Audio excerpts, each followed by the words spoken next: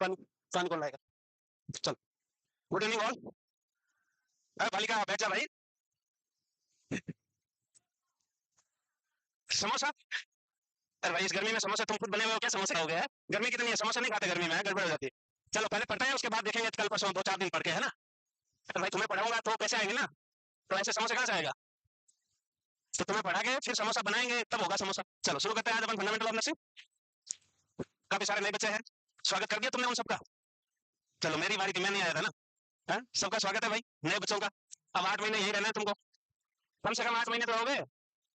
हाँ, घर से आराम से आए हो, कंफर्ट छोड़ के, अब कुछ दिन तक तकलीफ सहनी होगी। गर्मी इतनी ज्यादा नहीं है पर हल्की है, तो थोड़ी रहेगी, एडजस्ट हो जाएगा, है ना? चलो शुरू करेंगे अपन। कि विकल्प बहुत मिलेंगे मार्क घटाने के लिए, मगर तुम संकल्प एक ही रखना, मंजिल तक जाने के लिए। तो आए हुए विकल्पों पे ध्यान कम दे जरा, आसपास के रॉन्ग रॉन्ग ऑप्शन पे ज्यादा ध्यान नहीं देना है, फोकस रहना है, फोकस फोकस फोकस, समझते हो? चलो फोकस रह जाओगे तुम। शुरू कर लेते हैं अब अपन, है? तो फंडामेंटल ऑफ नर्सिंग क्या है सबको पता है? Clinical nursing, actual clinical nursing में ही हम क्या पढ़ेंगे? फंडामेंटल नहीं पढ़ते, actual clinical work, actual clinical work. ये इसलिए नाम लिख के लाया मैं, बाकी बच्चे पूछेंगे कहीं, इसलिए मैंने कहा बोलने बोला लिखा हुआ ही ठीक है। तो ये बच्चे क्लास के बाद पूछ सकते हैं कि सर आपका नाम क्या था। हाँ हाँ, तुमको पता है रे। चलो, ये माता कौन है? हाँ, इन्हीं की वजह से तुम आज नर्सिंग पढ़ पाए, इन्हीं की वजह से नर्सिंग में आ पाए हो। आवाज आ रही पीछे भाई? वाह ठीक, तुम शांत रहोगे तो आज आ जाएगी। तो नर्सिंग वर्ड का जो मीनिंग है, ये लैटिन वर्ड से बना है, और लैटिन वर्ड कौन सा था? न्यूट्रे था, और जिसका मतलब होता है to nourish. To nourish, nourish का मतलब क्या होता है? नरिश कैसे होगा कोई? केयर करेंगे तो होगा, केयर करेंगे तो होगा। वैसे नरिश का और आगे मीनिंग निकाला जाए, जैसे न्यूबॉर्न बेबी की मदर कैसे केयर करती है, उसको नरिश करती है ना? नरिश करना मतलब केयर करना। तो यहाँ नर्सिंग का वर्ड का मीनिंग ही है to nourish, to care, nourish to care. अभी हैंडराइटिंग मेरी अच्छी हो गई है, मैंने प्रैक्टिस की है, सुधार है, देख पा रहे हो? पहले से फर्क नहीं लग रहा? हाँ ठीक है, और सुधार होगा धीरे धीरे। जल्दी लिखना, लिखने की स्पीड थोड़ी तेज रखनी होगी, अदरवाइज मैं आगे चलूंगा। तो nursing word Latin word nourish से बना है, न्यूट्रे से बना है, जिसका मतलब होता है टू नरिश और to care. To nourish to care. Nursing की नीड कब पड़ेगी? जब इंसान इंडिविजुअल क्या होगा? सिक होगा। सिक होगा का मतलब है सेल्फ केयर कर नहीं पाएगा, इसी पे थ्योरी दी गई है, सेल्फ केयर डेफिशिएंट थ्योरी। जब इंसान individual person unable to take care of himself और हरसेल्फ, तब नीड ऑफ नर्सिंग अराइज होती है। नीड ऑफ नर्सिंग कब होगी? जब अनहेल्दी होंगे, बुढ़ापे में फ्रैक्चर होकर पड़े बिस्तर पे, तब केयर की जरूरत है। बुढ़ापे में जरूरत पड़ेगी, या कोई क्रॉनिक इलनेस की वजह से केयर की जरूरत पड़ेगी। तो नर्सिंग की नीड, जब इंडिविजुअल की ability to take self care decrease होगी, तब नर्सिंग की नीड की जरूरत पड़ती है। हो गया? 2 लाइन था। अब नर्सिंग का सिंबल क्या है? सफेद दिल है ये। कैसा है? एकदम सफेद। सफेद का मतलब ये नहीं है कि एनीमिक है, कुछ नहीं है इसमें, ऐसा नहीं। काला दिल नहीं रखना है, सफेद होना जरूरी है। सफेद का मतलब होता है प्योरिटी। व्हाइट किसको इंडिकेट करता है? प्योरिटी को, है ना? Caring, purity. तो व्हाइट हार्ट का सिंबल दिया किसने है? यूनिवर्सल सिंबल है ये, 1909 में दिया गया है। 1999 में इंटरनेशनल काउंसिल ऑफ नर्सेज ने किसने दिया? इंटरनेशनल काउंसिल ऑफ नर्सेज, जिसको आईसीएन बोलते हैं। क्या बोलते हैं? आईसीएन। और इस व्हाइट वर्ड का, हार्ट का सिंबल का मीनिंग है कैरिंग होना चाहिए, नॉलेज होना चाहिए, ह्यूमैनिटी के लिए सर्व करने वाला होना चाहिए, ह्यूमैनिटी के लिए सर्व करने वाला होना चाहिए। तो ये सब काम तुमको करना है, और इस काम के बदले तुमको महीने के 1 लाख रुपए भी मिलेंगे, है ना? काम कितना अच्छा है, और अच्छा काम करने के भी पैसे मिल रहे हैं। तो तुम्हारा टारगेट, भाई इतना छोटा टारगेट रखा तूने, तो समोसा की दुकान खुलवा दे तुमको। अगर टारगेट समोसा ही है तो बनाना, खाओगे तो नहीं, जब खुद बनाओगे तो खाओगे नहीं, बस सिर्फ समोसा समोसा रहेगा फिर रोज। हम्म तुमको सिर्फ वो ₹1,00,000 वाली आग जिंदा रखनी है अपने अंदर, ह्यूमैनिटी का काम करना है, लोगों की केयर करनी है। और वो आग कौन सी? कि आग लगा ले सीने में, जब तक लाख ना आए महीने में। 1 लाख से कम कुछ मंजूर नहीं है, क्योंकि महंगाई बहुत ज्यादा है? फिर सोना बाबू को कैसे खिलाओगे पिलाओगे? महंगाई बहुत बढ़ गई भाई, मूवी दिखाने जाओगे, पॉपकॉर्न की एक वो बाल्टी देता है, उसके 200-300 रुपए ले लेगा, और वही पॉपकॉर्न बाहर 20 रुपए में है। मामला गंभीर है ना? तो सोचो, चार से सर से पूछो। हाँ, तभी तो पढ़ा रहे इतना, वो नौकरी भी कर रहे हैं, पढ़ा भी रहे हैं, ज्यादा खर्चा है उनके अभी, क्योंकि वो फ्रिक्वेंटली पॉपकॉर्न वाली बाल्टी खाते हैं। तो अगर तुमको भी ऐसे जाना होगा, उसके लिए मेहनत करनी होगी। तो फिलहाल इतना याद रखना है, इंटरनेशनल काउंसिल ऑफ नर्सेज ने 1999 में व्हाइट हार्ट को नर्सिंग का सिंबल दिया है। और इस व्हाइट हार्ट का सिंपल मीनिंग होता है knowledgeable, caring for humanity, caring for humanity.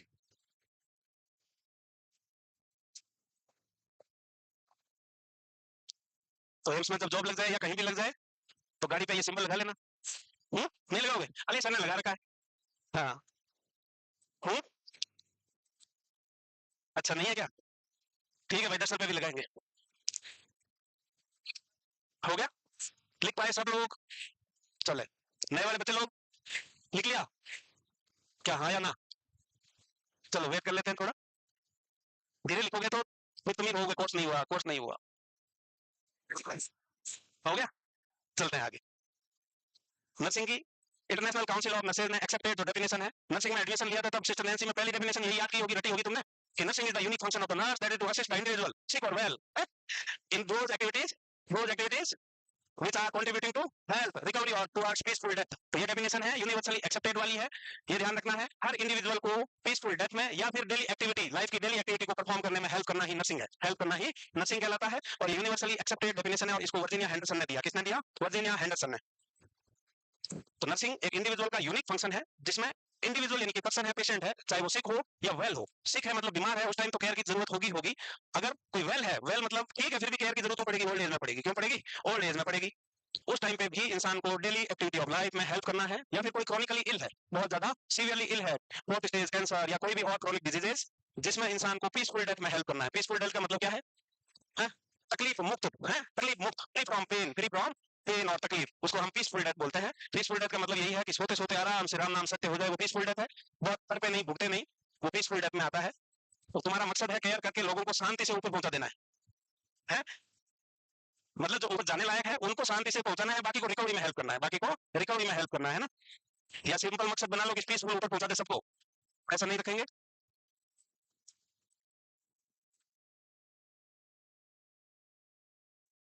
अच्छा, ऑनलाइन बच्चे ने मेरी हैंड राइटिंग को 5 स्टार दिए हैं, थैंक यू। अभी स्टार और बढ़ेंगे, अभी तो मैंने एक ही वर्ड लिखा है। हो गया, तो ये याद रह जाएगी, अभी अभी भी रटोगे इसको, है? हो जाएगी, सिंपल है। अब तुम होशियार हो गए, जीनियस हो गए हो। यही definition international council of nurses द्वारा एक्सेप्टेड है। अब फ्लोरेंस नाइटिंगेल के बारे में दो बातें जान लेते हैं, जिसको लेडी विद द लैम्प कहा जाता है। लेडी विद द लैम्प कहा जाता है। इनका जन्म कब हुआ, बर्थ कब हुआ? 12 मई। कब है ये?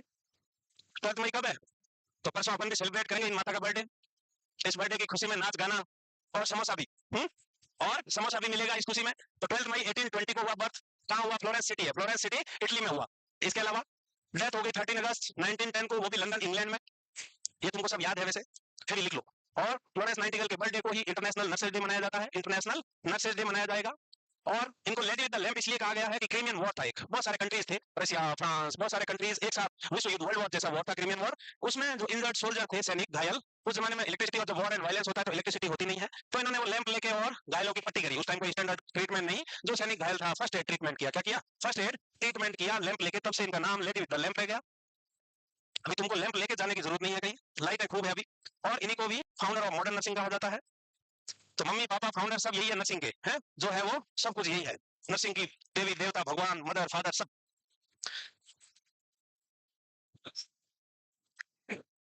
तो इनका बर्थ 12 मई 1820, फ्लोरेंस सिटी। डेथ कहाँ हो गई? हम्म हम्म क्या थीम है 12 मई को, बताना जरा कोई। परसों 12 मई है, इंटरनेशनल नर्सेज डे है। हर साल नर्सेज डे का थीम जारी होता है, क्या थीम है? हम्म हम्म और nurses, the economical power of care, our nurses our future, the economical power of care. आगे लिखा, टेंशन मत लो।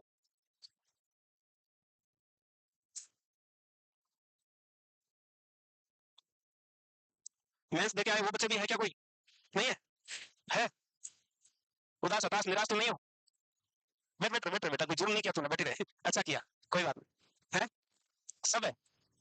अच्छा, सेलेक्टेड भी है, फिर भी पढ़ रही हो, शाबाश बेटा। कौन सी रैंक है बेटा? रैंक रैंक 900, 1900 है। अभी बॉर्डर लाइन है बेटा, पर कह नहीं सकते। कैटेगरी, तो वैकेंसी बहुत कम थी ना, 1500 ओनली। कोई बात नहीं, पढ़ते रहो, होगा होगा पक्का होगा। हो गया भाई, लिख लिया? तो जल्दी लिखो ना भाई, या मैं आऊँ लिखने? है? अच्छा, राइटिंग ज्यादा अच्छी हो जाएगी ना, नोटबुक में फिर कोई पूछेगा ये इतना अच्छा किसने लिखा, है ना, टेंशन हो जाएगी तुमको। ये तो लिखी हुई कम कहाँ से पड़ी भाई, कहाँ से लिखा?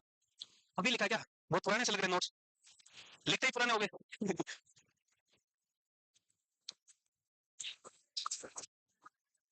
ठीक है, तुम अपनी गैंग हो रहे, क्या ही है, आएंगे बाद में, आएंगे थोड़ी देर में। हो गया? अरे इतना क्या लिख रहे हो? बर्थ कब हुआ, डेथ कब हुई, और इंटरनेशनल नर्सेज डे कब मनाते हैं, इतना ही है। हम्म अब हो गया है ना? हम्म, अरे यार जल्दी करो, फिर मैं बोर हो जाता हूं ना चुपचाप खड़ा हुआ। और कई जो फास्ट लिखने वाले हैं वो भी बोर हो जाते हैं, इसलिए जल्दी जल्दी लिखा करो। अब हो गया? और आज पहले दिन नए बच्चे बोलेंगे लिखने नहीं देते बेकार सर, इसलिए रुका हुआ हूँ। थोड़े दिनों बाद तुम नो नो करोगे तो भी मैं चेंज करूंगा आगे, है ना? तो आज समझ रहे हो मैं इंप्रेस जमाने की कोशिश कर रहा हूँ, है? चलो, नाइटिंगेल ने बुक लिखी, नोट्स ऑन नर्सिंग लिखा, environmental theory the, notes on nursing नाम की बुक लिखी, इसके अलावा एनवायरमेंटल थ्योरी दी। एनवायरमेंटल थ्योरी में फ्लोरेंस नाइटिंगेल ने बताया कि इंडिविजुअल की हेल्थ में सराउंडिंग का बहुत बड़ा रोल है। एनवायरमेंट में सब कुछ आता है, एनवायरमेंट क्लीनिनेस, एनवायरमेंट में हवा पानी सबकी प्योरिटी के कारण ही बीमारियां नहीं होगी, जब भी इम्प्योरिटीज आएगी इंसान बीमार होगा। एनवायरमेंट का बहुत बड़ा रोल था, वो एनवायरमेंटल थ्योरी में एक्सप्लेन किया। इसके अलावा इंडिया की सरोजिनी नायडू को नाइटिंगेल ऑफ इंडिया कहा गया है। क्यों कहा गया? क्या किया इन्होंने? कौन थी ये सरोजिनी नायडू जी? कौन थी? जीके पढ़ते हो ना तुम अभी आजकल? नहीं पढ़ते? नहीं पढ़ा? अब याद नहीं आ रहा? ये कवि थी, कवि, है ना, पोएट।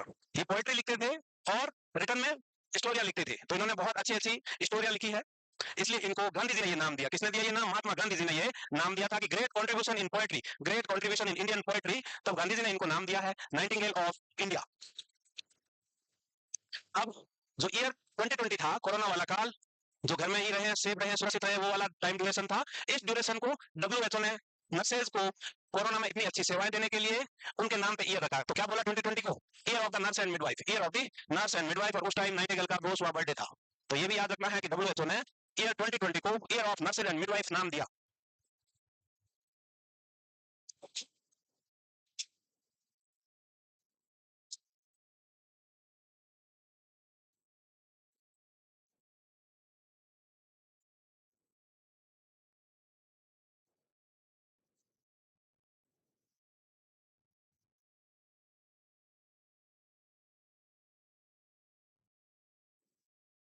तो स्टूडेंटों को रोकने के लिए ये सब कर दिया गया इंतजाम है। अच्छा, उनका सिलेक्शन हो गया दोनों का। हाँ, वो साइकेट्रिक ज्यादा पढ़ते थे और मैथ्स में साइकेट्रिक आ गई, हो गया उनका, लगता है सही है, हो गया भाई। तो फ्लोरेंस नाइटिंगेल ने notes on nursing and environmental नाम की थ्योरी दी और डब्ल्यूएचओ ने 2020 ईयर को year of the nurse and midwife नाम दिया। Nightingale of India Sarojini Naidu को बोला जाता है, और ये नाम उनको गांधी जी ने दिया। और गांधी जी कौन थे ये तुमको पता ही है। नोट पे फोटो वाला आदमी ढोक रहा वही है? ठीक है, अब देख लो थीम, पिछले 3-4 साल के थीम है, लिख लो। 2020 का थीम है वॉइस टू लीड, जिसमें nursing the world to health. 21 वाला nurses voice to lead, vision for future health care. 22 का थीम है voice to lead, invest in nursing. और 23 वाला theme our message our future था। अब इसमें 23 में 24 में ऐड कर दिया नया सिर्फ, फिर क्या ऐड कर दिया? The economic power of care, the economic power of care. 2 बार 23 ईयर आ गया है, लगता है एक साल मिसिंग है। हुँ? इसका मतलब 23 ईयर अच्छा लगा। तो इतनी बेसिक चीज है, एग्जाम में ये आ जाता है, पक्का 1 नंबर है, और ये भूल जाते हैं, है कि नहीं? ये फ्री में आ सकता है, पर उस टाइम तुम्हारे दिमाग की बत्ती गुल हो जाएगी।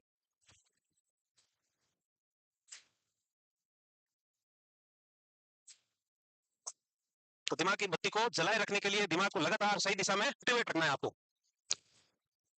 दिमाग बार बार कहेगा क्या ही कर रहा है ये, क्या ही कर रही है ये, फेंक दे ये किताब, कुछ नहीं रखा इसमें, चलो मजे करते हैं। पर तुम अड़े रहना, डटे रहना, जिद बने रहना कि जब तक वो ₹1,00,000 ना आ जाए कुछ नहीं होगा। उसके बाद एंजॉय हो सकता है ना? अभी तो पैसे इधर उधर मांग के एंजॉय कर लोगे, टेम्पररी है, और वो भी महीने में एक आध बार ही कर पाओगे, घर वालों से तो कितने पैसे ले पाओगे? तो ₹1,00,000 के लिए अभी टेम्पररी प्लेजर पे ख्याल नहीं रखना है, लंबा सोचना है, लंबा। बस तुम समझदार ज्यादा हो, क्योंकि तुम सब कौन हो? कोहिनूर हो तुम, कोहिनूर, हीरे हो, हीरे। कोयला भी हो, कोयला भी बहुत महंगा आजकल, बहुत कम कोयला बचा इंडिया में। ऐसा अखबारों में बहुत बार आता है, देश में छाने वाला है अंधेरा, सिर्फ 10 दिन का कोयला बचा है। ऐसा पिछले 5-7 साल से आ रहा है, हर दूसरे महीने में। तो कोयले तो नए बनते जा रहे हैं, देखो। तो ये थीम्स याद रखना है, और इस थीम पे तुमको कुछ ना कुछ बोलना है परसों, ठीक है? नर्सरी डे सेलिब्रेट करेंगे परसों, साथ में नए बच्चों का वेलकम भी हो जाएगा। हम्म, तो जो पुराने बच्चे हैं, होशियार, जीनियस, कोयले, उनको स्पीच देना है।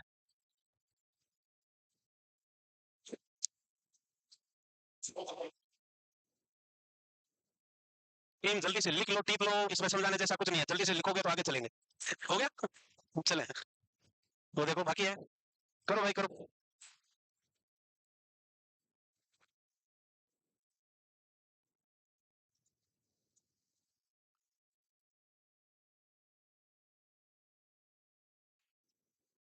बोतल सो गई। हम्म, बोतल को सोना, बोतल सो सकती है, तुम सोए इसलिए बोतल सोई है, बोतल पे बेचारी पे इल्जाम है सिर्फ। अब हो गया है ना? तो भाई नचा सकती है, तो वो भी मैंने तुमको बताया हुआ कि कब नाचना है। कब नाचना है? हाँ, लाख रुपए के बाद। अब इंटरनेशनल काउंसिल ऑफ नर्सेज क्या है, कब एस्टेब्लिश हुआ? तो 1899 में, 1899 में एस्टेब्लिश हुआ। इसका जो हेडक्वार्टर है वो जिनेवा में है। हेडक्वार्टर कहाँ है? जिनेवा में। पहलवान सोमत बेटा लिख ले, कुछ हाथ में पेन का ही नहीं है, है? लिख लिया? नहीं, मैं उसको बोल रहा हूँ, वो समझ गया पर देख नहीं रहा मेरी तरफ। हाँ, इसके अलावा इसके प्रेसिडेंट याद रखना है। प्रेसिडेंट कौन है? पामेला सिप्रानो है। याद रहेगा, कितना अच्छा नाम है, पामेला सिप्रानो है। अब इंडियन नर्सिंग काउंसिल है, यहाँ इंटरनेशनल हो गया है फिर से, ये अपनी इंडियन आ गई है। Indian nursing council, Indian nursing council जो एक्ट पास हुआ था, आईएनसी एक्ट, वो 1947 में पास हुआ था। कब हुआ था? 1947, और वो भी 31 दिसंबर को। अब जो ये आईएनसी एक्ट है, ये किसमें कन्वर्ट हो गया है? किसमें कन्वर्ट हो गया है? किसमें? एनएनएमसी। कौन सा एक्ट हो गया है? एनएनएमसी। ये 23 में आया, 12 अगस्त 2023। अभी इलेक्शन के रिजल्ट के बाद से आईएनसी की जगह ये हो जाएगा। आईएनसी की जगह कौन लागू हो जाएगा? National nursing and midwifery commission act, ये रूल लागू हो जाएगा। आईएनसी एक्ट चला जाएगा। इसमें बहुत सारी गाइडलाइनें चेंज की है, नर्सिंग एजुकेशन से रिलेटेड, जॉब से रिलेटेड, क्वालिफिकेशन के रिलेटेड, ये सारी चीजें चेंज की गई है। तो ये नया एक्ट है, ये जरूर याद रखना है कि आईएनसी एक्ट की जगह अब किसने ले ली, तो याद रख लेना, एनएनएमसी एक्ट में आईएनसी की जगह ले ली है। अब आईएनसी एक्ट पास हुआ था 48 में, एस्टेब्लिश हो गया 47 में एक्ट पास हुआ था, और एस्टेब्लिश कब हो गया? 48 में हुआ। प्रेसिडेंट टी दिलीप कुमार जी है। कौन है? T Dilip Kumar. Vice president Jogendra Sharma. Secretary में सरोजीत कौर है। ये सारे नाम भी याद रखने हैं, तुम्हारे फ्रेंड है ये सब। मेरे फ्रेंड नहीं है, मैंने अभी इनको अनफ्रेंड कर दिया है, क्योंकि ये अब मेरे काम के नहीं है। पर अनफ्रेंड होता है, जो भी फ्रेंड पुराना होता है वो याद तो रहता है ना। तो वैसे मुझे याद है, बट इतना जरूरी नहीं है कि मैं उसको बार बार याद करूं। तो तुम्हारे नए नए फ्रेंड बने हैं, तुमको रोज याद करने होंगे, जब तक तुम्हारा भी मामला सेट ना हो जाए। तब तक याद रखना है इनका नाम, दिलीप कुमार जी, जोगेंद्र जी।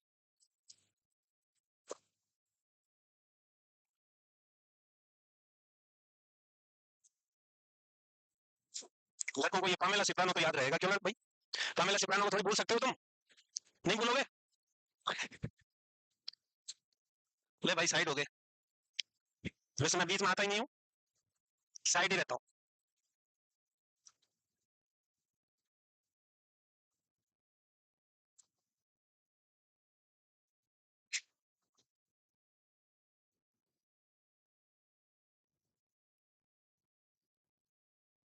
लिखते जाओ पेन से, मुंह से ना लिखो बीच बीच में भाई।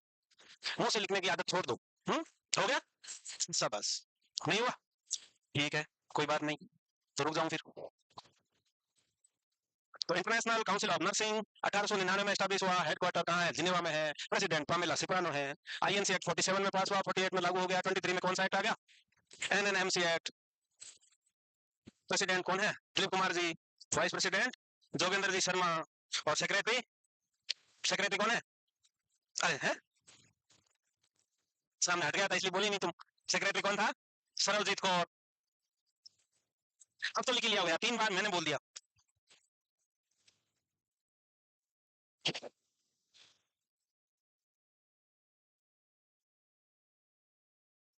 ऑनलाइन वाले बच्चे बोल रहे हैं, ऑफलाइन वाले बच्चे बहुत स्लो है सर, हम वेट कर करके थक गए।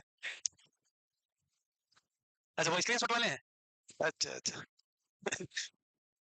अब हो गया भाई, थोड़ा जल्दी लिखा करो अब तो। टीएनआई क्या है? Train nurses association of India है, और 1908 में एस्टेब्लिश हुआ। हेडक्वार्टर इसका दिल्ली में है। इसमें सारा कोई नर्सिंग कंप्लीट करने के बाद लाइफ टाइम मेंबरशिप का एक कार्ड मिलता है। लाइफ टाइम मेंबरशिप का एक कार्ड मिलता है। इंपॉर्टेंट इन्फॉर्मेशन की जनरल आती है घर पे। पहले आती थी, मेरे भी अब बंद हो गई है, पता नहीं क्यों बंद हुई। पर पहले हर मंथली जनरल आती थी, एक बुक आती है जिसमें लेटेस्ट नर्सिंग में क्या हुआ वो सब आता था। अब तो आती नहीं है। कौन कौन मेंबर है? कोई है मेंबर यहाँ? हो, आती जनरल? अभी किया है? ये क्या है? Student nursing association of India है, एसएनएआई। ये कब एस्टेब्लिश हुआ? कॉलेज में इलेक्शन हुए थे एसएनए के? हुए थे। हम्म।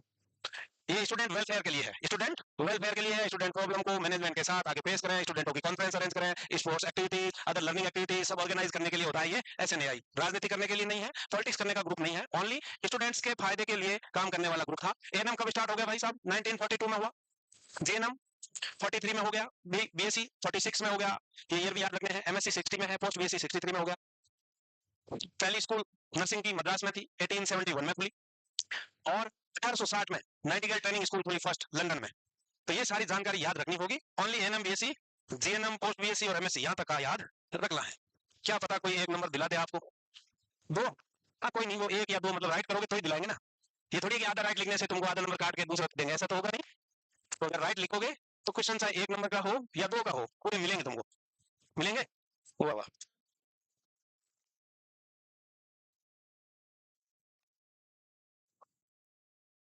तुम्हारे तो लिखे हुए। तो कोई बात नहीं, फिर भी हिम्मत देखो, जज्बा देखो, 3 साल से। अच्छा नर्सिंग चल रही है, फिर बहुत एडवांस है ये। उसका नहीं हुआ क्या, वो क्या नाम था यार, अपने यहाँ बैठा ना पीछे, हाँ। नहीं हुआ। वो तो गया, पर वो लाख रुपए नहीं आएंगे ना इससे, क्वालिफाई से नहीं होगा ना भाई। तो एएनएम 42 में स्टार्ट कर दिया, जीएनएम 43 में, 46 में आपका बीएससी, एमएससी 60, पोस्ट बीएससी कब 63।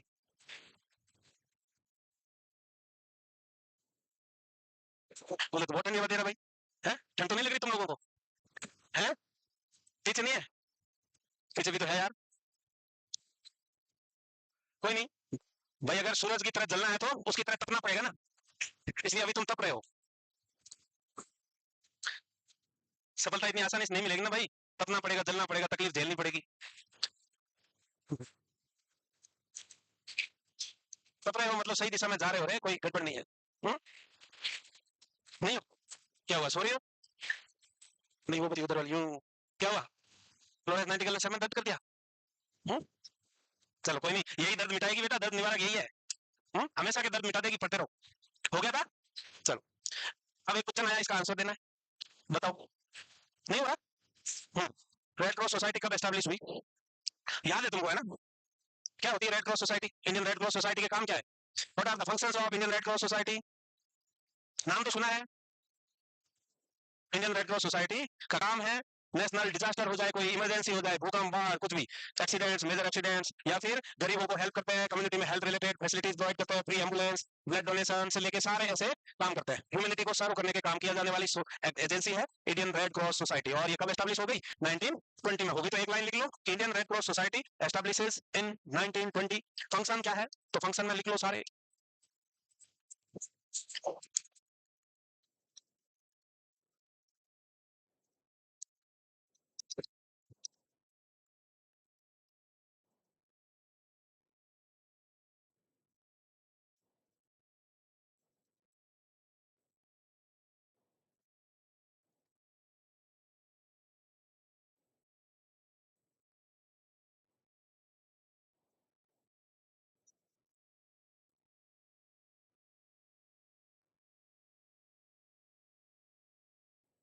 हम्म, अभी राइटिंग फिर ऐसे होता है भाई, जैसे जैसे पुराने होंगे राइटिंग और खराब होती जाएगी। हाँ अब मैं बोल लेता हूँ क्या क्या लिखा। Work in disaster emergency like flood, earthquake, major accidents, बहुत कोई ट्रेन पटरी से पलट गई, बहुत सारे लोग दब गए, फंस गए, वहां भी एनजीओ के रूप में आती है, काम करते हैं रेड क्रॉस सोसाइटी वाले। कम्युनिटी में खाने पीने की व्यवस्था, food plus shelter, food plus shelter provide करते हैं, ब्लड डोनेशन कैंप करवाते हैं, एम्बुलेंस सर्विसेज प्रोवाइड करते हैं, और बहुत सारे काम है मल्टीपल। अब राइटिंग में दिक्कत नहीं आएगी, आएगी, आएगी तो भी कोई फर्क नहीं पड़ेगा, चेंज नहीं होगी, वही रहेगी लिखा हुआ। हो गया, हो गया। ये नहीं लिखने वाले यस यस ना बोले। प्रेसिडेंट कौन है,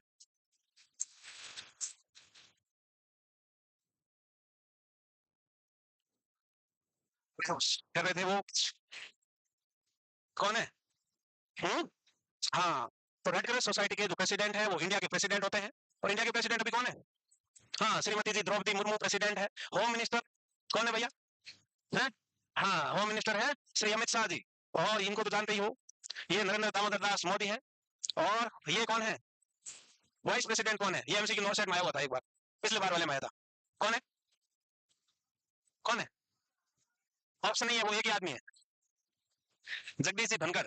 कौन है, जगदीश धनखड़, लिख लो जिनको नहीं पता है। अब बताओ तुम कितना ठीक है, कमजोर है, वाइस प्रेसिडेंट कौन है ये नहीं पता, मामला बहुत गंभीर है भाई। हम्म, तुमको क्या करना है वाइस प्रेसिडेंट से, है ना? पर वो 2 नंबर दिलवा सकते हैं, इनका नाम, लाख रुपए पाने में मदद करेंगे भाई। आप कुछ नर्सिंग थ्योरीज है, जितनी याद रख सकते हो रख लेना, तुम्हारे फ्रेंड्स के नाम है अजीब अजीब, ठीक है, ये इतने सारे नाम है। नाइटिंगेल, मॉडर्न नर्सिंग की theory, environmental theory, notes on nursing, Nightingale का तो याद रख ही लेना कम से कम। वर्जीनिया एंडरसन ने 14 बेसिक नीड्स दी है, 14 बेसिक नीड्स थ्योरी, बहुत बार क्वेश्चन आया हुआ है, 14 basic needs theory given by, तो याद रखना है। और ये बेगलेन एब्डेला ने 21 नर्सिंग प्रॉब्लम बताई, 21 नर्सिंग प्रॉब्लम जिनमें नर्सिंग की जरूरत पड़ती है, केयर की जरूरत पड़ती है, ऐसी उन्होंने 21 प्रॉब्लम को लिस्ट किया। डॉर्टी वॉरन ने सेल्फ केयर डेफिसिट थ्योरी दी। सेल्फ केयर डेफिसिट का मतलब यही है कि इंसान को नर्सिंग की जरूरत क्यों पड़ेगी, जब वो सेल्फ केयर नहीं कर पाएगा, सेल्फ केयर परफॉर्म नहीं कर पाएगा, तब उसको नर्सिंग केयर की जरूरत पड़ेगी। इसके अलावा हिलगार्ड ट्रेवलो ने इंटरपर्सनल रिलेशनशिप थ्योरी दी, IPR theory, interpersonal relationship theory है। इडाजीन ऑर्नेल्डो ने dynamic nursing client relationship, dynamic nursing client relationship है। कैलिस्टर रॉय ने रॉय अडेप्टेशन मॉडल दिया, Roy adaptation model. Betty Neuman ने न्यूमन्स हेल्थ केयर मॉडल दिया, या न्यूमन्स model बोलते हैं इसको, इतनी मुश्किल नहीं है, याद हो जाएगा।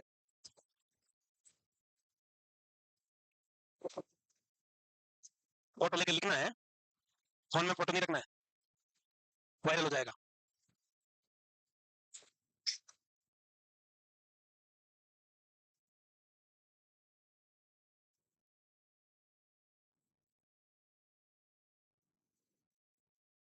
अरे भाई द्रौपदी मरमर नहीं है, मरमर तो हार्ड साउंड होता है? मुर्मू है वो। मोतीलाल जी ऐसा नहीं करोगे बेटा, द्रौपदी मुर्मू है, मरमर नहीं है।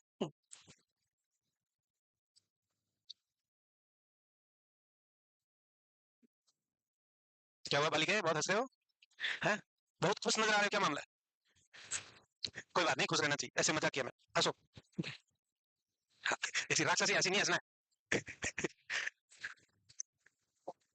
रावण की फैमिली से आते हो। या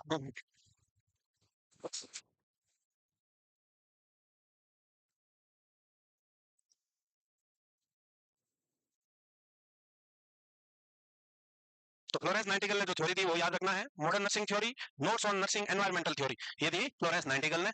और 14 बेसिक नीड वाली थ्योरी याद रखना है, वर्जीनिया हेंडरसन ने दी है। 21 नर्सिंग प्रॉब्लम है, 21 नर्सिंग प्रॉब्लम जो बताई वो है आपकी ग्लेन एबडेला, ग्लेन एबडेला। बाकी रॉय एडेप्टेशन मॉडल है, बेटी न्यूमन्स हेल्थ केयर मॉडल है और सिस्टम है, और की सेल्फ केयर डेफिसिट थ्योरी है। अब सोचो तुम्हारा क्या होता कि यही थ्योरी सारी अंदर पढ़ा दी जाए तुमको, स्पष्ट हो जाएगी तुमको, बेहोश हो जाओगे ये थ्योरी पढ़ पढ़ के, नाम से ही तुम्हारे हालत नाजुक हो गए हैं। डायरिया होगा, मतलब थ्योरी डायरिया।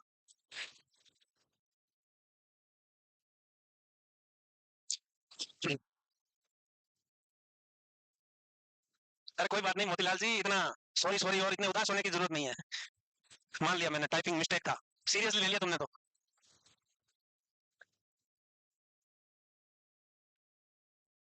नए बच्चे आए हैं जो घर से रेस्टिंग मोड से आए हो, अभी तकलीफ होगी थोड़े दिनों तक। हम्म रेस्टिंग मोड से अचानक से जब शेड्यूल में चेंज होता है, 5 घंटे यहाँ बैठना है बेंच पे गर्मी में, तो थोड़ा मुश्किल होगा। बेटा मुंह बंद कर, और फोन भी हाथ में लिया, मुंह है, मेरे को ये मुंह खुले लोग तुरंत दिख जाते हैं, इसलिए ख्याल रखें, छुटके करें। और भी है भाई साहब देखो, तो मार्था ई रोजर्स ने पैराडिग्म ऑफ नर्सिंग, जिनको मेटा पैराडिग्म ऑफ नर्सिंग बोला, इस पे क्वेश्चन आता है, सर करने से क्या होगा? जब एग्जाम में क्वेश्चन देखोगे तब कोसोगे सर ने पढ़ाया ही नहीं, तो बताया ही नहीं। हम्म? तो मेटा पैराडिग्म और पैराडिग्म का थ्योरी किसने दिया था? तो मार्था ई रोजर्स ने बोला है ये पैराडिग्म और Meta paradigm of nursing. Paradigm और मेटा पैराडिग्म का मतलब होता है इंटर रिलेटेड कॉन्सेप्ट और थ्योरीज, इंटर रिलेटेड कॉन्सेप्ट और थ्योरीज। इसके पार्ट क्या क्या है? मार्था रोजर के अनुसार नर्सिंग क्या है? तो science of unitary human being है, nursing is the science of unitary human being. ऐसा बोला कौन? ऐसा बोला मार्था ई रोजर्स। अब इसने क्यों बोला उसकी मर्जी, पूछेंगे उससे कभी मिले तो। पैराडिग्म को ही मेटा पैराडिग्म ऑफ नर्सिंग कहते हैं, और इसमें 4 कंपोनेंट है, 4 इंटर रिलेटेड कॉन्सेप्ट बहुत जरूरी है। एक नर्सिंग है, दूसरा आपका पर्सन यानी पेशेंट है, और सबसे ज्यादा फोकस्ड और इंपॉर्टेंट कॉन्सेप्ट कौन सा होगा? पर्सन होगा। एनवायरमेंट है और हेल्थ है, ये 4 फैक्टर इंटर रिलेटेड है। किसी भी फैक्टर में गलत गड़बड़ होने से नर्सिंग की जरूरत पड़ेगी, ऐसा ऐसा माना है। पैराडिग्म का मतलब है इंटर रिलेटेड कॉन्सेप्ट, एक दूसरे से जुड़े हुए हैं सब। पर्सन की हेल्थ किससे जुड़ी हुई है? एनवायरमेंट से। जब एनवायरमेंट में गड़बड़ी होगी तो हेल्थ में गड़बड़ी होगी, और जब हेल्थ में गड़बड़ी होगी तो नर्सिंग की जरूरत पड़ेगी, नर्सिंग की जरूरत पड़ेगी। तो inter related concept and theory, Meta paradigm का मीनिंग है इंटर रिलेटेड, इंटर रिलेटेड, अच्छा लिख देता हूं थोड़ा, कॉन्सेप्ट एंड थ्योरीज, जिसमें 4 इंपॉर्टेंट कंपोनेंट कॉन्सेप्ट बोल सके हो। पर्सन है, उसकी हेल्थ है, एनवायरमेंट है और नर्सिंग है, जिसमें सबसे ज्यादा इंपॉर्टेंट इंसान है पर्सन। उसके एनवायरमेंटल फैक्टर में कुछ गड़बड़ होगी तो उसकी हेल्थ डिटोरिएट होगी, और नर्सिंग। इसी को पैराडिग्म बोल दो या मेटा पैराडिग्म बोल दो, और इस पे एमसीक्यू बहुत बार आया हुआ है, फिर आ सकता है, तो हल्के में ना ले इसको, उबासियों में ना टाले, है। हाँ, उबासी लेकर हाउ करके इसको चली जाएगी, वो दिमाग में नहीं घुसेगी। वो देख चुपके उबासी लेते हुए, निंजा टेक्निक ऑफ उबासी आएगी, मौसम ऐसा है, उबासी आ सकती है, नेचुरल है, तो कोशिश करो जबकि आए तो एक आध झुकी लेके फिर जगने की कोशिश करो, अदरवाइज वो झुकी आपको कंसंट्रेशन चली जाती है और आप पता ही नहीं कहाँ होते हो, और यहाँ क्या चल रहा है वो धुंधला दिखता रहता है, पर है मामला खराब हो जाएगा सब। तो याद रख लोगे, मैं पैराडिग्म और मेटा पैराडिग्म ऑफ नर्सिंग दोनों लिख लिया सबने। तो 4 चीजें हैं, पर्सन है सबसे ज्यादा इंपॉर्टेंट है, उसकी हेल्थ और एनवायरमेंट, और जब हेल्थ और एनवायरमेंट में गड़बड़ी होगी तो नर्सिंग की जरूरत पड़ेगी। इसी कॉन्सेप्ट को बोला है मेटा पैराडिग्म ऑफ नर्सिंग। अब मास्लो हिरार्की ने भी थ्योरी दी है, अब्राहम मास्लो ने थ्योरी दी है, सबको पता है नहीं? बेसिक नीड से शुरू होते होते सेल्फ एक्चुअलाइजेशन तक, बेसिक नीड से शुरू होते होते सेल्फ एक्चुअलाइजेशन तक उसने क्या दी? थ्योरी दी, देखा मैंने। इसके अलावा अब्राहम मास्लो ने मोटिवेशन थ्योरी भी दी थी, human motivation theory, human motivation नाम की थ्योरी भी दी, और मास्लो हिरार्की नीड्स वाली थ्योरी भी दी, दो थ्योरी दी है। अब ये जो हिरार्की वाली थ्योरीज है, हिरार्की वाली थ्योरी को 5 पार्ट में डिवाइड किया हुआ है। There are 5 stages, different stages है उसमें। डेफिशिएंसी नीड और ग्रोथ नीड, दो नीड मेजर नीड में डिवाइड किया हुआ है, डेफिशिएंसी नीड, ग्रोथ नीड। अब देखेंगे डेफिशिएंसी नीड और ग्रोथ नीड क्या है। सबको पता है बेसिक नीड क्या होती है? रोटी कपड़ा मकान, बेसिक नीड यही है। उसके बाद सेफ्टी, क्या आता है? Safety and security, safety and security मतलब रोटी कपड़ा मकान तो ठीक है, अब उसके बाद काम धंधा चाहिए, सिक्योर जॉब चाहिए, है ना, लाइफ भी सिक्योर चाहिए, बीमार हो गए ट्रीटमेंट भी चाहिए, ये सब की भी जरूरत पड़ती है। फिर आता है आपका सोशल नीड, जिसमें लव एंड बिलोंगिंगनेस। तो जब रोटी कपड़ा मकान भी है और जॉब भी सिक्योर कर रहे हो, सेफ भी रहना चाह रहे हो, तो अकेले नहीं रहोगे, तो लव एंड बिलोंगिंगनेस चाहिए, सोना बाबू चाहिए। हम्म और जब सोना बाबू मिल गई, रोटी कपड़ा मकान भी मिल रहा है, नौकरी भी है, तो क्या चाहिए फिर? सेल्फ स्टीम चाहिए, सेल्फ रेस्पेक्ट चाहिए, सोसाइटी में एक स्टेटस चाहिए। अब जब स्टेटस आ गया तो फाइनली तुमने बच्चों को पढ़ा लिखा के उनकी नौकरी वोकरी लगा दी और रिलैक्स करके रिटायरमेंट में बैठ के सोचा कि क्या उखाड़ लिया जिंदगी में, तो रियलाइज किया कि सब कुछ बहुत अच्छा कर लिया है, तब तुमको फील आएगी सेल्फ एक्चुअलाइजेशन वाली फील। क्या है सेल्फ एक्चुअलाइजेशन? यही मास्लो हिरार्की ने बोला, कुछ नहीं है इसमें। हो गया ये लिख के। डेफिशिएंसी नीड कौन कौन सी है और ग्रोथ नीड कौन सी है? तो डेफिशिएंसी नीड अब्राहम मास्लो के अनुसार डेफिशिएंसी नीड कब कब होगी? नीड, डेफिशिएंसी नीड नाम में लिखा हुआ है डेफिशिएंसी नीड, कि जब नीड फुलफिल नहीं होगी, नीड पूरी नहीं होगी, तब नीड की कमी होगी, है ना, नीड की कमी होगी। तो ये कौन कौन सी है डेफिशिएंसी नीड में रखा है? फिजियोलॉजिकल, सिक्योरिटी, सोशल और सेल्फ स्टीम नीड। यानी कि ये चारों नीड को डेफिशिएंसी नीड कहा गया है। You have to meet this need to avoid unpleasant result. इन नीड को पूरा करना ही करना है, अदरवाइज इंसान कभी खुश नहीं रह पाएगा, इन नीड के बिना खुश नहीं रह पाएगा। तो सड़क पे सो रहे हो, कपड़े नहीं है पहनने को, रोटी का जुगाड़ नहीं है, अगर रोटी का तो जुगाड़ हो गया पर अकेले खाना पड़ रहा है, तो इन सब के कारण क्या होगा? इंसान सेटिस्फाई फील नहीं करेगा लाइफ में। तो बेसिक नीड्स का एटलीस्ट फुलफिलमेंट करना जरूरी है, फुलफिलमेंट करना जरूरी है। अब ग्रोथ नीड क्या है? जब ये सब कुछ अचीव कर लोगे तो फाइनल सेल्फ एक्चुअलाइजेशन वाली फीलिंग है, इसको ग्रोथ नीड कहा गया है। इसको क्या कहा गया है? Growth need. तो याद रखना है, बाकी सारी नीड डेफिशिएंसी नीड कहलाती है और जो सेल्फ एक्चुअलाइजेशन है वो ग्रोथ नीड कहलाती है। क्वेश्चन आया हुआ इसमें भी, which of the following are deficiency needs या फिर ग्रोथ नीड्स। तो याद रखने का है डेफिशिएंसी नीड्स में जो बेसिक नीड्स है सारी कौन कौन सी? फिजियोलॉजिकल नीड बेसिक नीड में, सोशल और सेल्फ स्टीम वाली तर्क वाली नीड है किसमें है? डेफिशिएंसी नीड का है। और ग्रोथ नीड में एक ही है, सेल्फ एक्चुअलाइजेशन।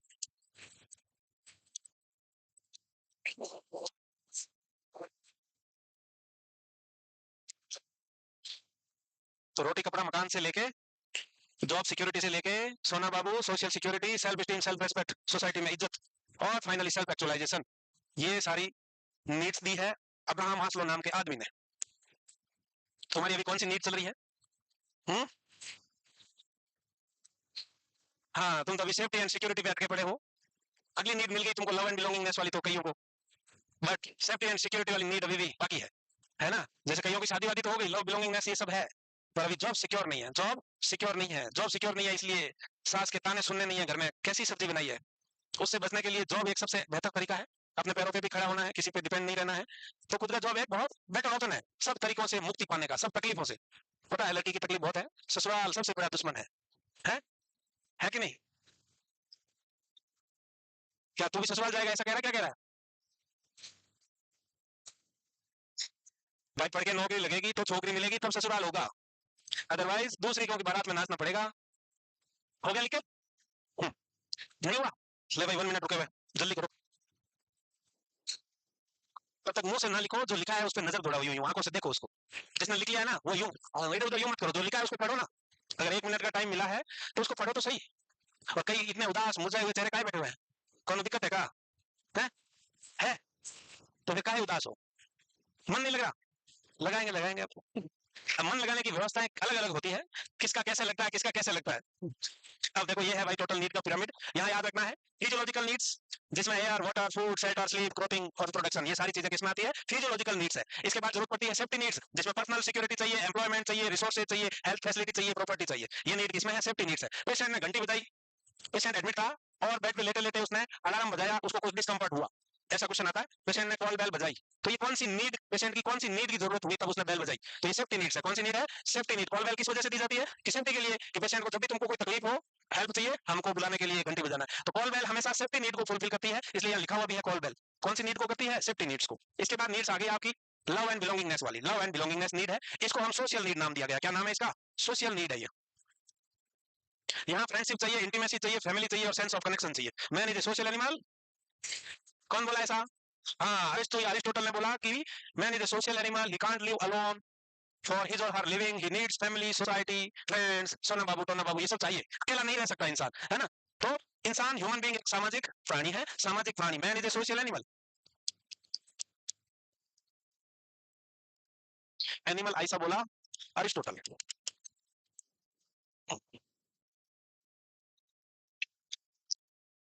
अब सब घर वार इंटीमेसी, सोना बाबू टोना बाबू हो गया, अब चाहिए इज्जत भैया, अब क्या चाहिए? इज्जत चाहिए। अब इज्जत में रेस्पेक्ट चाहिए, सेल्फ स्टीम, स्टेटस चाहिए, नाम से रिकॉग्निशन चाहिए, स्ट्रेंथ और फ्रीडम होनी चाहिए। ये सब चीजें किसमें आएगी? स्टीम में आएगी, सेल्फ स्टीम में आएगी। तो लास्ट में है सेल्फ एक्चुअलाइजेशन, जिसमें होप है, स्पिरिचुअल वेलबींग, ग्रोथ है, ये सब किसमें आएगा?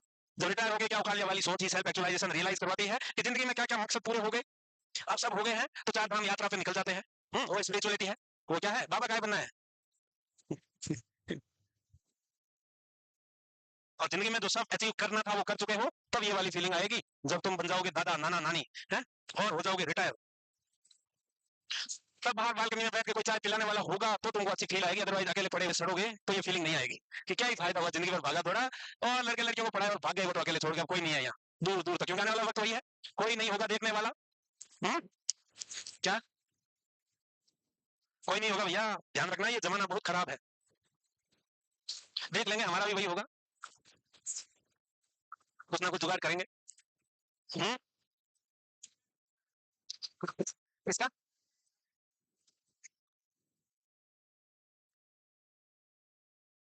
तो अब्राहम मास्लो की जो थ्योरी है वो याद रखने का है, और याद रखोगे, जिसमें डेफिशिएंसी नीड और ग्रोथ नीड में डिवाइड किया गया है। और मेन 5 कंपोनेंट है इसके: फिजियोलॉजिकल नीड, सेफ्टी नीड, फिर सोशल नीड में लव एंड बिलोंगिंगनेस है, सेल्फ स्टीम है, self actualization. Self actualization highest need self actualization है। और लोअर जो नीड रखा गया है वो बेसिक नीड है, सबसे जरूरी है। पर मोस्ट इंपोर्टेंट कौन सी है? बेसिक नीड है। ये क्वेश्चन पूछना है, मोस्ट इंपोर्टेंट कौन सी है भाई? मोस्ट इंपोर्टेंट ये है, ये ज्यादा इंपोर्टेंट है। बेसिक है जो मोस्ट इंपोर्टेंट है, मोस्ट इंपोर्टेंट है, और ये है जो लीस्ट इंपोर्टेंट है। बट जो हाईएस्ट नीड है वो सेल्फ एक्चुअलाइजेशन है। हाईएस्ट, हाईएस्ट नीड का मतलब है सब कुछ अचीव करने के बाद ही अचीव होगी ये हाईएस्ट नीड।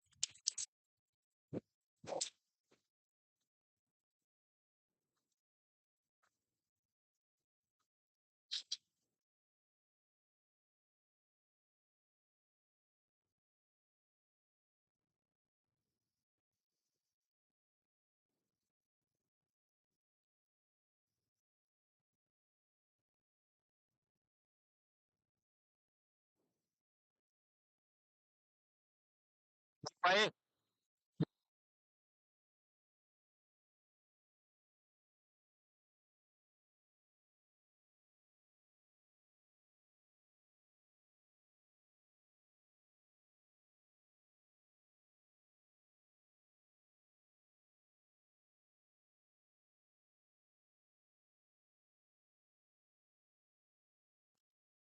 उन्होंने यही बोला।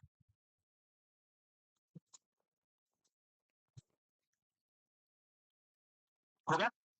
अरे हो गया। अब देखिए code of ethics, code of ethics सबसे पहले कब आए? तो इंटरनेशनल काउंसिल ऑफ नर्सेज ने 1953 में कोड ऑफ एथिक्स दिया, इसको रिवाइज किया 2012 में। 4 प्रिंसिपल है, इंटरनेशनल काउंसिल ऑफ नर्सेज ने कोड ऑफ एथिक्स में 4 प्रिंसिपल्स दिए। क्या दिए? 4 प्रिंसिपल्स दिए। तो कोड ऑफ एथिक्स में है क्या? नर्स एंड पीपल, 4 चीजें हैं: नर्स एंड प्रैक्टिस, प्रोफेशन और कोवर्कर। तो ये कोड ऑफ एथिक्स का मतलब है कुछ सेट प्रिंसिपल्स है, इसके अकॉर्डिंग आपको बिहेव करना है, इनके अकॉर्डिंग आपको बिहेव करना है। तो नर्स को पब्लिक पीपल यानी पब्लिक पेशेंट के साथ, पीपल्स के साथ कैसा बिहेव करना है उसकी सेट स्टैंडर्ड पे ही फोकस करते हुए बिहेव करना है, और रिलेशनशिप रखनी है। प्रैक्टिस, प्रोफेशनल प्रैक्टिस कैसी करनी है? तो प्रैक्टिस में प्रोफेशनल एफिशिएंसी चाहिए, और हमेशा राइट प्रैक्टिस करनी है, हमेशा राइट प्रैक्टिस करनी है। प्रैक्टिस ऐसी हो जिससे लोगों का भला हो, ना कि नुकसान हो। इसके बाद आता है नर्स एंड प्रोफेशन। प्रोफेशन के लिए रिस्पॉन्सिबिलिटी क्या है आपकी? तो आप जिस प्रोफेशन में हो, आपकी वजह से उस प्रोफेशन का नाम खराब नहीं होना है, आपको प्रोफेशन के ग्रोथ में पार्टिसिपेशन देना है, ना कि उसके नाम खराब करने में। तो प्रोफेशन की ग्रोथ कब करवा सकते हो? जब आपको प्रोफेशन का, आपके फील्ड का फुल्ली नॉलेज हो, फुल्ली नॉलेज हो। जैसे अब आप नर्सिंग को कर ली, थ्योरी पढ़ के जॉब लग गए, अब हॉस्पिटल में गए, जाते ही वहां सीधा ड्यूटी है, जोधपुर की तरह आईसीयू लगती है, तो नए की नई ज्वाइनिंग वाले जितने भी हो सबकी आईसीयू लगेगी। कुछ की ओटी में, कुछ की आईसीयू में। अब आईसीयू में तो ऐसी ऐसी मशीनें, सारी चीजें तो जिंदगी में देखी नहीं है। अब वहाँ वो पुराने लोग डॉक्टर सब पूछेंगे, तो एम्स का एग्जाम क्लियर कर लिया पर तुमको ये नहीं पता ये क्या है, वहाँ लैक ऑफ नॉलेज आ जाएगा मामला। इसलिए सब कुछ पढ़ लो। हाँ, प्रैक्टिकल वर्क कभी किया नहीं है वो तो करके सीखोगे, वो तो करके सीखोगे, बट एटलीस्ट उस चीज के बारे में हमको सुना हुआ होना चाहिए। इसके बाद को वर्कर के साथ कैसे बिहेव करना है, टीम वर्क में कोलैबोरेशन के साथ कैसे फंक्शन करना है, टीम वर्क के साथ कोलैबोरेशन में कैसे काम करना है, क्योंकि अकेले तो काम करोगे नहीं, हॉस्पिटल में बहुत सारे लोग होंगे, उनके साथ कैसा बिहेवियर रखना है, प्रोफेशनल एटिकेट्स रखने हैं, वो सब कोड ऑफ एथिक्स में है। वो सब किसमें आएगा? कोड ऑफ एथिक्स में। तो इसके कोर कॉन्सेप्ट और कंपोनेंट आपको याद रखने हैं। जिसको प्रिंसिपल बोल सकते हो। Nurse and people practice profession and coworker, people practice profession and coworker. C P है, एक को है, को आप याद रख सकते हो, नर्सिंग तो है ही, कैसे याद रख सकते हो? हाँ, को का मतलब क्या है? Police. People practice profession and को वर्कर, को वर्कर। बालिके सो गई बेटा? कहाँ थी? सपने में कहाँ गई थी अभी? है, कहाँ गई थी बेटा? जब तुम गोवा जाना चाहते हो तो जरूरी नहीं सारे गोवा जाए। फिर क्यों? तुम गोवा जाना चाहते हो, क्या है गोवा में ऐसा? क्या है भैया? फॉरनर जा जाते हैं ना। अच्छी अच्छा, कहाँ गई थी बेटा? क्या काम यात्रा?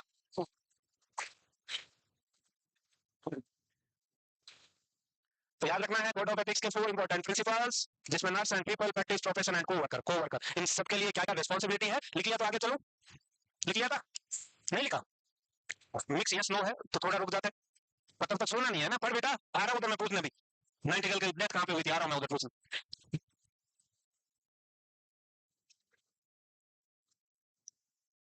वक्त कहाँ पे हुआ था बेटा? कहाँ हुआ? बेटे बेटे बता दे, फट से बोल जाए 1 सेकंड में। शाबाश, पन्ने पलटने पड़े ना बेटा। हम्म? बट ईयर क्या है बेटा आपका? नहीं, नाइटिंगेल जी का। बट ईयर बताओ, ईयर ईयर ईयर ईयर। हम्म, कितना है? बोलो बोलो, बोलना पड़ेगा। अरे बोलो, कुछ भी बोलो, तुम्हारा ही बता दो। हम्म, कब था बेटा, कौन सा ईयर में जन्मी नाइटिंगेल जी? 1820, 12 मई 1820। कौन याद करेगा बेटा? तुम्हारा याद है, फ्रेंड का बर्थडे याद है तुमको, नाइटिंगेल जी का भी याद रखो, ये माता है नरसिंह की माता। हम्म, हो गया। मेटाबैरिटिंग ऑफ नर्सिंग क्या है? मेटाबैरिटिंग क्या है? इंटररेटेड कॉन्सेप्ट और थ्योरीज है, जिसमें 4 चीजें इंपॉर्टेंट है। क्या है वो? अरे एक क्वेश्चन है, हेल्थ है, एनवायरमेंट है और नर्सिंग है, एनवायरमेंट है और नर्सिंग है, ऐसे याद करोगे तो होगा, वरना कुछ नहीं होगा, होगा सिखाने से कुछ नहीं होगा। ये है मेटाबैरिटिंग। पर्सन कौन है? पर्सन वही है जिनको नर्सिंग केयर की जरूरत है, जिसको नर्सिंग केयर की जरूरत है। Person is the recipient of nursing care and may include individual या फिर पेशेंट ग्रुप हो सकता है, फैमिली हो सकती है, कम्युनिटीज हो सकती है। नर्सिंग केयर की किसको जरूरत पड़ सकती है? क्या वो लिखा नहीं था? अच्छा, मेटाबॉलिज्म पीछे था और ये आ गया ऐसे। कोई बात नहीं, हिल गया होगा, कंप्यूटर में हिलाते हुए लाया होगा ये। ऐसा हो जाता है, हो जाता है भाई, ऐसा हो सकता है। कोई नहीं, कहीं भी लिखो, लिखा होना चाहिए रे। कौन किसके अंदर है इससे कोई फर्क नहीं पड़ता, हमको पता होना चाहिए मेटाबॉलिज्म क्या है, कहीं भी हो। तो पर्सन वही है। नर्सिंग क्या चीज है? तो नर्सिंग क्या है भाई? पेशेंट को जो केयर दोगे, पेशेंट को जो हेल्प करोगे, वो नर्सिंग कहलाएगा। हेल्थ क्या है? हेल्थ क्या है? हेल्थ की डेफिनेशन याद होगी, यूनिवर्सल वाली। सिंपल में तो बोले तो डिग्री ऑफ वेलबिंग है, डिग्री ऑफ वेलबिंग। तो health is an state of complete physical, mental, social wellbeing, not merely in absence of disease और इन्फर्मिटी। डिजीज और इन्फर्मिटी, इन्फर्मिटी का मतलब क्या है? डिसेबिलिटीज। क्या है? डिसेबिलिटीज। याद करो ऐसे कुछ एनवायरमेंट सराउंडिंग है कि भैया इसको ज्यादा लिखने की जरूरत नहीं है, तुम दोबारा कहीं लिख रहे हो, लिख रहे हो क्या? लिखो। कहीं हम लिखना चालू कर दिया ना, अच्छा नहीं लगेगा उनको, बीच में चेंज करते तो अच्छा क्या हुआ भैया? पढ़ो पढ़ो पढ़ो, हंसो मत।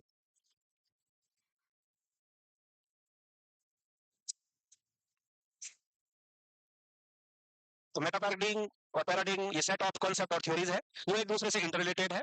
और इसमें 4 मेन कंपोनेंट होंगे।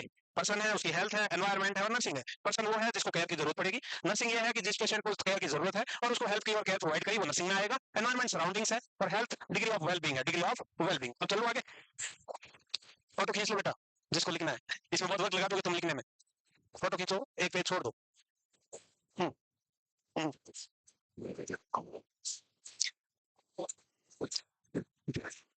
लिखना नहीं है, क्वेश्चन है, माइंड सेट देखो तुम्हारा, क्वेश्चन है, क्वेश्चन। चल चल दूंगा तुम्हारा नाग नागिनो, रुक जाओ। पढ़ो इसको और आंसर बताओ। और इतना कौन पढ़े, मजे जा रहे हालत से देखो, पहले पढ़ के समझो।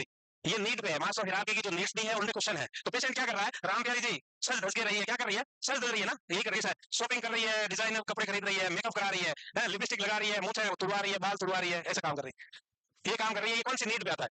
आप इनमें से बता दो। सोचो सोचो सोचो। अरे राम प्यारी नाम का एक स्टूडेंट है, हाई स्कूल स्टूडेंट है। अब वो क्या कर रही है? मैंने डिजाइनर आइटम्स खरीद रही है, हेयर और मेकअप करवा रही है, और नए फैशन डिजाइन वाले कपड़े लाए हैं, वन पीस शॉर्ट्स कपड़े, अलग अलग डिजाइन की जीन्स वीन्स, ये वो। कुल मिला के बात ये है कि टका टक रह अच्छा दिखना मकसद है। तो अब अच्छा दिखने का मकसद से कौन सी नीड फुलफिल होती है, अभी बताओ। क्यों भाई? अच्छा कपड़े इसलिए पहनते हो कि लो एंड लोनलीनेस हो जाए? क्या बात करते हो यार, सोचो सोचो। हाँ, यस, क्या है? सेल्फ स्टीम है भाई। अच्छा जरूरी नहीं है अच्छा दूसरों को दिखाने के लिए अच्छा लगना है, खुद को भी तो अच्छा लगना है, उसी से सेल्फ स्टीम आएगी ना, खुद की वैल्यू कब आएगी, जब आप अपने आप को अच्छे लगोगे। जब पहले अपने आप को अच्छे लग जाओगे तो दूसरों को अपने आप लगोगे। तो इसीलिए तो तुमको मैं बोलता हूँ, तुम हीरो कोई नूर हीरोइन सब हो, अपने आप को अच्छा लगना है पहले, तब दूसरों को लगेगा ना। तो सेल्फ स्टीम है, ये कौन सी नीड है? सेल्फ स्टीम नीड है। ऐसे क्वेश्चन आते हैं मार्क्स हायरार्की वाले में, एक वो कॉल बेल वाला आता है, पेशेंट ने घंटी बजाई, कौन सी नीड फुलफिलमेंट है, कौन सी नीड की जरूरत है, ऐसा है। अब लिखना चाहो तो ये एक और ये लिख लो, ये याद रह गया तो याद रख लो। हाँ वैसे तुम जीनियस हो, तुम्हें याद रह जाएगा, याद रह जाएगा ना। ठीक है।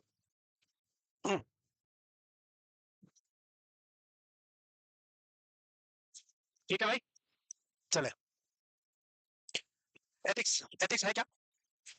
Ethics is a branch of philosophy है, connected with distinction between right and wrong. Ethics का सिंपल मतलब यही है कि क्या गलत है और क्या सही है, क्या गलत क्या सही, ये किस में आता है? प्रोफेशनल एथिक्स में आता है।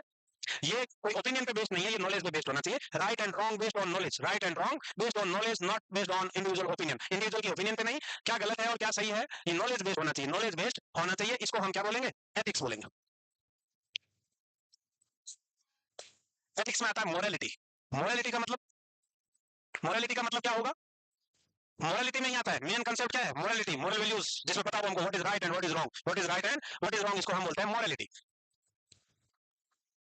तो अभी एथिक्स में बहुत सारे वर्ड्स आएंगे, बेनिफिसेंस, नॉन मालफिसेंस, टोर्ट, ये बहुत सारे वर्ड आएंगे आगे, assault, battery, calls, imprisonment, intentional और अनइंटेंशनल टोर्ट, कई तरह की चीजें आएगी, वो सब चीजें हैं। फिडेलिटी, वेरासिटी, इन पे क्वेश्चन बहुत बार आया हुआ है, तो ये भी याद रखने की चीजें हैं, तो याद रखना पड़ेगा, तुम चाहो या ना चाहो। तो एथिक्स का मतलब समझे क्या तुम? एथिक्स का मतलब है फिलोसफी है, थ्योरी है, जिसमें समझाया गया है कि क्या गलत है और क्या सही है, based on knowledge, based on knowledge, not according to opinion. Individual के विचार से नहीं कि मुझे लगता है कि ये गलत है तो है, ऐसा नहीं। बेस्ड ऑन नॉलेज होना चाहिए, क्या गलत है और क्या सही है, इसको हम बोलते हैं एथिक्स। और एथिक्स में सबसे बड़ी चीज है मोरलिटी और मोरल वैल्यूज, और मोरल वैल्यू ही हमको ये बताती है क्या सही है और क्या गलत है। कौन सा बिहेवियर गलत है, कौन सा बिहेवियर करना सही है। अलग अलग कस्टम और ट्रेडिशन में भी अलग अलग बातें गलत मानी जाती है, अलग अलग सही मानी जाती है। जैसे ब्राह्मण पंडित होते हैं, उनको बोला गया है नॉनवेज नहीं खाओगे, शराब नहीं पियोगे, है वो अलग अलग कस्टम ट्रेडिशन के अनुसार है, रिलीजन के अनुसार है, कास्ट के अकॉर्डिंग है, राइट एंड रॉन्ग दिया है, सिस्टम दिया है ना राइट एंड रॉन्ग का। वैसे ही हर रिलीजन में, हर कस्टम और ट्रेडिशन में बहुत सारी ऐसी चीजें हैं राइट एंड रॉन्ग, और इसी को मोरलिटी और मोरल वैल्यूज कहा जाता है, मोरलिटी और मोरल वैल्यूज कहा जाता है। हो गया? अरे हो गया पहलवानों पीछे, वो शाबाश। अब एथिकल प्रिंसिपल्स, जिसमें मोरलिटी भी मान चलो, ऑटोनॉमी, सबसे चीज autonomy, AIIMS is an autonomous institute. अब बताओ इसका मतलब क्या है? ऑटोनॉमी का मतलब है खुद डिसाइड कर सकता है, सेंट्रल गवर्नमेंट की गाइडलाइन को फॉलो करता है, बट खुद में डिसीजन एबिलिटी है, डिसीजन ले सकता है। गवर्नमेंट ने उसको राइट्स दिए हुए हैं कि वो तुम कुछ डिसीजन खुद से ले सकते हो। गाइडलाइन गवर्नमेंट की फॉलो करोगे, पर उसी गाइडलाइन को फॉलो करते हुए कुछ डिसीजन खुद ले सकते हो, वो ऑटोनॉमी कहलाता है। क्या कहलाता है? Autonomy, right for self determination और सेल्फ डिसीजन, सेल्फ डिटर्मिनेशन और सेल्फ डिसीजन। फिर आता है आपका नॉन मालफिसेंस। नॉन मालफिसेंस का मतलब क्या है? नो हार्म टू अदर्स और obligation to do not harm. Do not harm, not harm हट गया है, हिलाया रे लैपटॉप आज ज्यादा तूने। नॉन मालफिसेंस का मतलब है किसी का कोई नुकसान नहीं पहुंचाओगे, किसी को कोई नुकसान नहीं पहुंचाओगे, कोई हार्म नहीं पहुंचाना है। तो भला ना हो तो नुकसान तो करना नहीं है बिल्कुल भी, ये क्या कहलाएगा? नॉन मालफिसेंस कहलाएगा। बेनिफिसेंस का मतलब है duty to do good, obligation to do good, अच्छा करोगे, अच्छा करने का ही प्रयास करोगे हमेशा। तो ड्यूटी टू डू गुड क्या कहलाता है? बेनिफिसेंस, किसी का अच्छा करोगे, बेनिफिसेंस है। नॉन मालफिसेंस का मतलब यही है, do not harm, do not harm, किसी को नुकसान नहीं पहुंचाओगे। जस्टिस कब होगा? जब हर चीज का इक्वल डिस्ट्रीब्यूशन होगा, किसी के साथ कोई भेदभाव नहीं करेगा, चाहे पेशेंट कहीं का हो, bed number 1, bed number 3, bed number 5, सब मेरे लिए एक जैसे हैं, चाहे वो कहीं का है, कोई तरह का भेदभाव नहीं होगा। यही क्या कहलाता है? जस्टिस कहलाता है। Equitable distribution of potential benefits, जो बेनिफिट्स बेड नंबर 1 को मिलना चाहिए वही बेनिफिट्स बेड नंबर 5 को मिलेगा, तभी जस्टिस हुआ ना। तो ये जस्टिस है, without any discrimination, equitable distribution of profits और बेनिफिट्स, क्या कहलाएगा? जस्टिस कहलाएगा। वेरासिटी, सच बोलना है, हमेशा सच बोलना है। वेरासिटी का मतलब है obligation to tell the truth, सच कहूंगा, सच के सिवा कुछ नहीं कहूंगा, ऐसी शपथ लेनी है। फिडेलिटी, प्रॉमिस, जो वादा किया है उसको निभाना पड़ेगा। Duty to what one has promised, faith, जो वादा किया है उसको निभाना है, झूठे वादे नहीं कर देने, चांद तारे तोड़ लाऊंगा तुझे अभी ठीक कर दूंगा, है? ऐसे वाले वादे कभी नहीं करने हैं, जो निभा सको वही करने हैं, है? नहीं किया, करना भी नहीं है।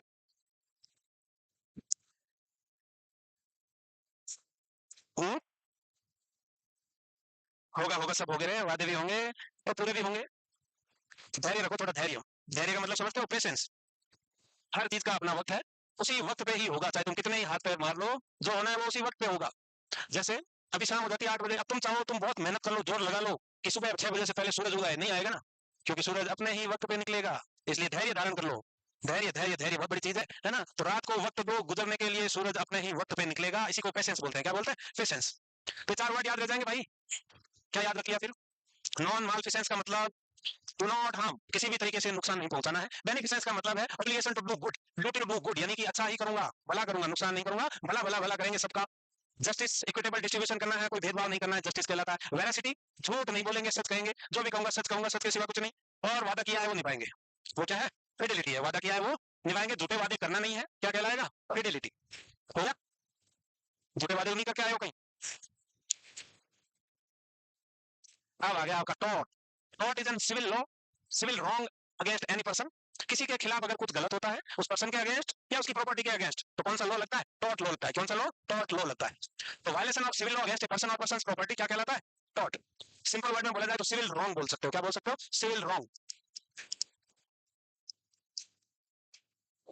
टॉट इंटेंशनल हो सकते हैं और अनइंटेंशनल हो सकते हैं। इंटेंशनल का मतलब जानबूझ के किया, और अनइंटेंशनल का मतलब है गलती से, मिस्टेक।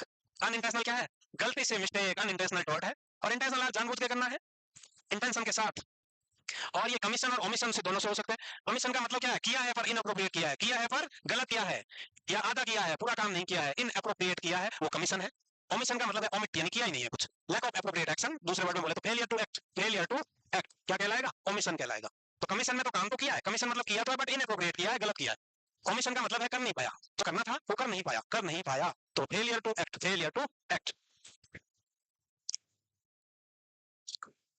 अब थॉट का क्लासिफिकेशन में अनइंटेंशनल है और इंटेंशनल है। अनइंटेंशनल और इंटेंशनल थॉट। अनइंटेंशनल थॉट नाम से जैसा कि आपको पता है, without any intention, without any planning to harm someone, जानबूझ के कुछ नहीं किया है, जानबूझ के कुछ नहीं किया है, ये क्या कहलाएगा? Unintentional thought. गलती से, मिस्टेक, भूल हो जाना, भूल से हो गया है। इंटेंशनल थॉट, पता था ऐसा हो सकता है फिर भी होने दिया या किया, क्या कहलाएगा? इंटेंशनल थॉट कहलाएगा। और इंटेंशनल थॉट क्या क्या होते हैं, और अनइंटेंशनल क्या क्या है? इंटेंशनल थॉट जानबूझ के करना, किसी को, मरीज को धमकी देना, चुपचाप लेटा रहे वरना हाथ पैर बांध के पटक दूंगा। पेशेंट बहुत इरिटेबल है, दर्द हो रहा है, बार बार बुला रहा है, पेन हो रहा है, पेन हो रहा है, पेन हो रहा है, जाके उसको धमकी दी कि चुपचाप से सो जाओ वरना तुम्हारे हाथ पैर बांध देंगे और नींद की दवाई देंगे ताकि तुम 2 दिन ना उठ पाओ। या फिर ऐसा इंजेक्शन लगाऊंगा बड़ी 18 गोल की निडल लेके इंट्रामस्कुलर, ऐसे धमकी देना। Assault, battery, invasion of privacy, ये सब किसमें आएगा? डिफामेशन, ये सब इंटेंशनल थॉट में आएगा। ये सब किसमें आएगा? Intentional thought. अनइंटेंशनल थॉट वो है कि हम गलती से मिस्टेक, गलती से मिस्टेक, गलती से मिस्टेक, जैसे इंजेक्शन लगाना भूल गए, बीपी मेजर करना भूल गए, साइड रेल ऊपर करना भूल गए, पेशेंट गिर गया, चोट लग गई, फ्रैक्चर हो गया। ये सब क्या है? हमको पता है, एथिक्स में पेशेंट सेफ्टी के बारे में सब पढ़ा हुआ है, रूट ऑफ मेडिकेशन सब पता है, स्टाइल टेक्निक पता है, फिर भी ड्रेसिंग के करते टाइम ग्लव्स नहीं पहने, पेशेंट को इन्फेक्शन हो गया, गैंग्रीन हो गया, पैर कट गया। तो ये सब हमको पता था, हमको स्टैंडर्ड पता था, पर हमारा इंटेंशन ऐसा नहीं था कि पेशेंट को नुकसान पहुंचाए, पेशेंट को नुकसान पहुंचाए, ऐसा इंटेंशन के साथ नहीं था। तो इसीलिए इसको क्या बोला जाता है? अनइंटेंशनल टॉट बोला जाता है। एक एक करके देखेंगे इनमें क्या क्या है। तो अनइंटेंशनल टॉट में 3 मेन चीजें हैं, negligence, mall practice and breach of duties. Negligence, mall practice and breach of duties. Negligence, mall practice and breach of duties. Negligence का मतलब क्या है? कि नेग्लिजेंस का मतलब, नेग्लिजेंस, गलती तो है। गलती क्या है?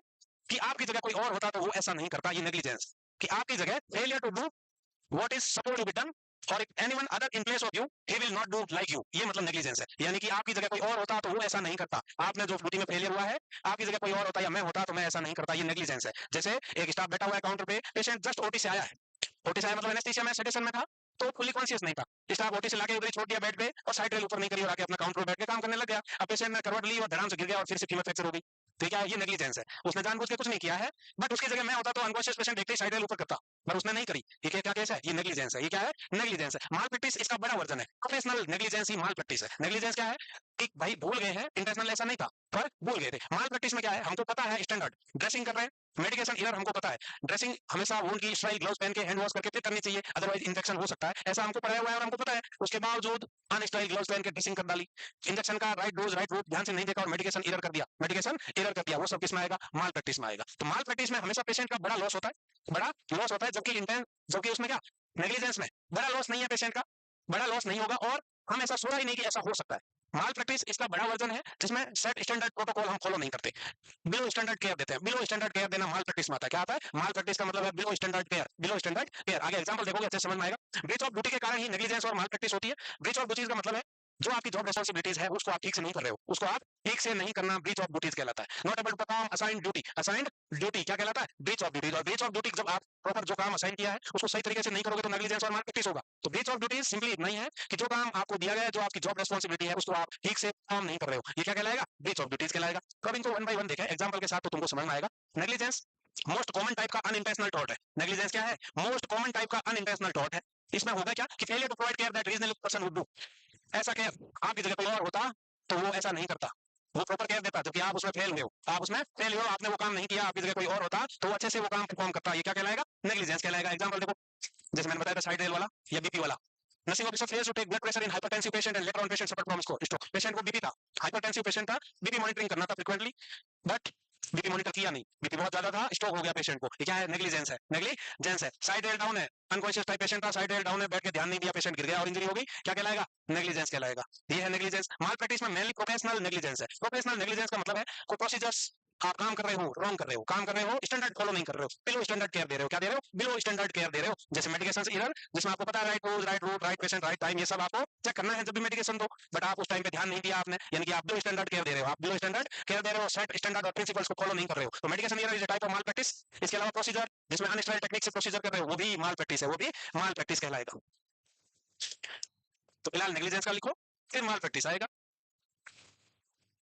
तो टॉर्ट एक सिविल रॉन्ग है किसी के पर्सन के प्रति या उसकी प्रॉपर्टी जिसमें पेशेंट को हार्म हो, वो क्या कहलाता है? टॉर्ट कहलाता है। Tort can be intentional and tort can be unintentional. और जो ये गलत है वो कमीशन और ओमिशन दोनों से हो सकता है। कमीशन का मतलब है inappropriate action, inappropriate action. Omission का मतलब है failure to act, failure to act. ये भी याद रखना है। नेग्लिजेंस का एग्जांपल तुम्हारे सामने है कि जो तुमने किया, तुम्हारी जगह कोई और होता तो वो ऐसा नहीं करता, तुम्हारी जगह कोई और होता तो वो ऐसा नहीं करता।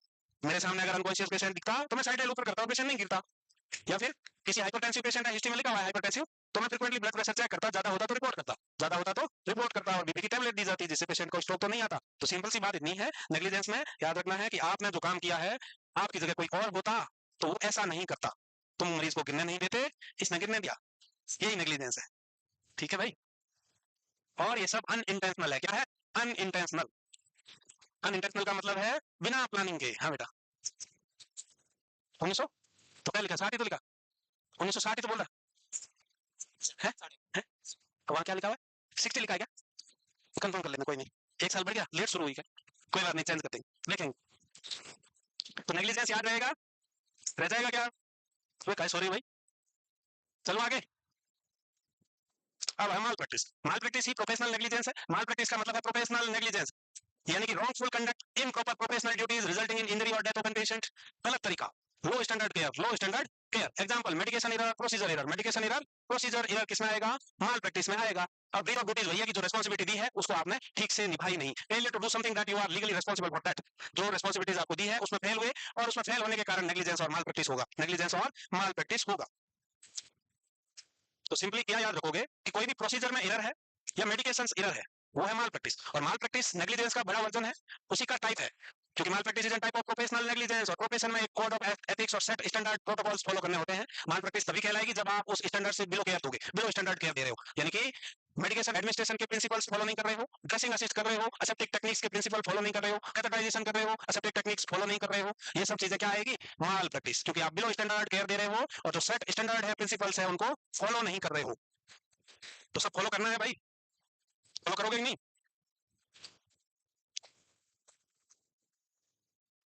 हो गया? नहीं?